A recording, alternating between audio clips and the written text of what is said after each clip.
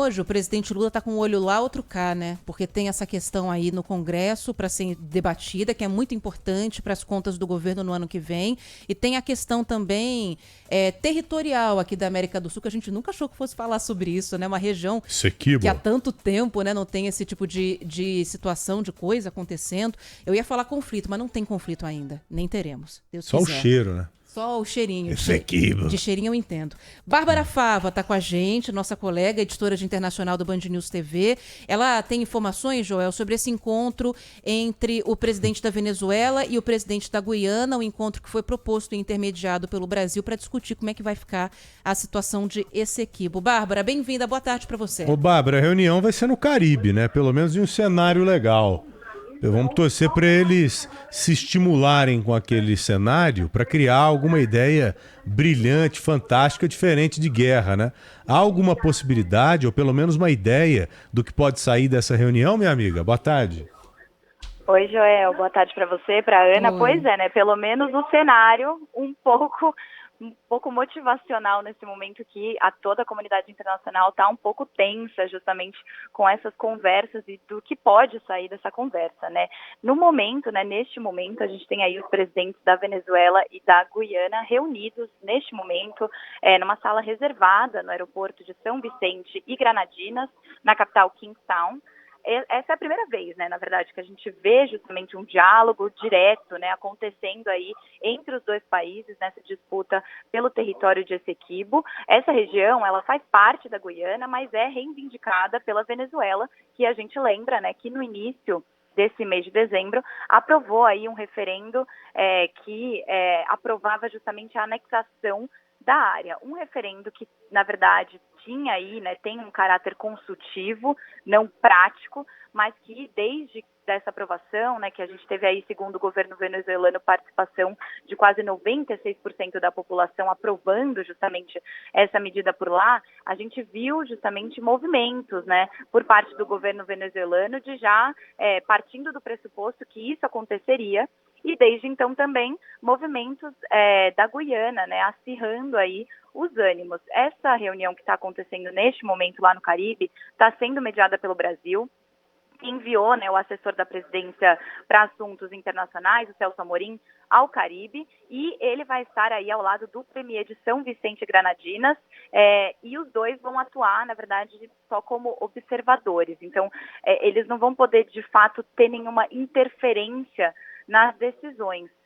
Nos últimos dias, a gente acompanhou declarações tanto do governo da Venezuela, tanto do governo da Guiana, que se mostraram aí, de certa forma, irredutíveis, né, quanto às respectivas demandas em relação a essa região. E, de um lado, a gente tem o Maduro, né, que diz que vai defender o direito legítimo da Venezuela sobre o território, e do outro, o presidente da Guiana, que diz que não vai querer tratar de Essequibo nesse encontro, algo, né, que a comunidade internacional julga quase impossível. Depois de toda essa polêmica também, que a gente vem acompanhando toda a comunidade internacional de certa forma preocupada com o que pode acontecer por lá, aqui no Brasil também, Brasil bastante interessado nisso, uma vez que está bem ali na nossa fronteira, né, a gente teve o Kremlin, né, governo russo divulgando uma visita do Maduro, que deve acontecer até o fim desse ano, o ano já está acabando, então pelas próximas semanas isso deve acontecer, já era uma viagem programada, mas que, claro, que nesse contexto que a gente tem toda essa questão de Essequibo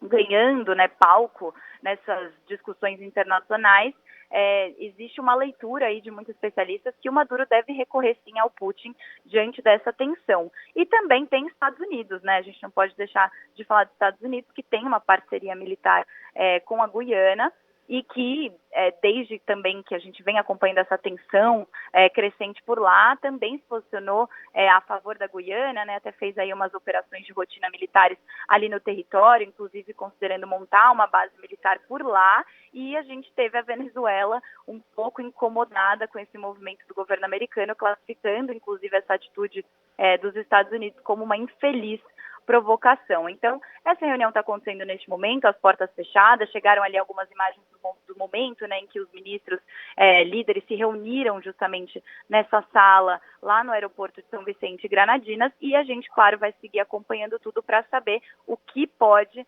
sair dessa reunião, Ana Paula e Joel. Ô, Bárbara, muito obrigado, viu, amiga? Obrigada a vocês, bom jornal. Para você também, um abração. Agora, Aninha, essa reunião, pelo que eu estou entendendo, ela tem tudo para se transformar em uma água de salsicha. Ou seja, não ter nenhum tipo de valia. Como é que o Ifaan Ali, lá da Guiana, diz que vai para a reunião, mas que não vai falar de Essequibo? Ele não tem o que negociar. Ué, exato. Ele não tem o que por que negociar. vai acontecer essa reunião, gente? A gente fica na torcida para que alguma ideia legal saia, que alguma negociação aconteça, mas me parece que está difícil.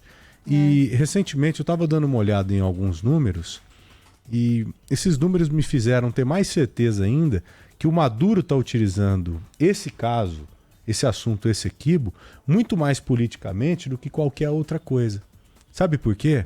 Quando você pega as principais reservas de petróleo do mundo, bate em qualquer lugar. Os países que têm as maiores reservas de petróleo do mundo. Você vai ver no topo, por incrível que pareça, acho que muita gente não sabe disso, a Venezuela é a primeira, é líder mundial, com 300 bilhões de barris de petróleo. 300. A descoberta em Essequibo é considerável. Tão considerável que se assemelha à reserva que nós temos aqui no Brasil.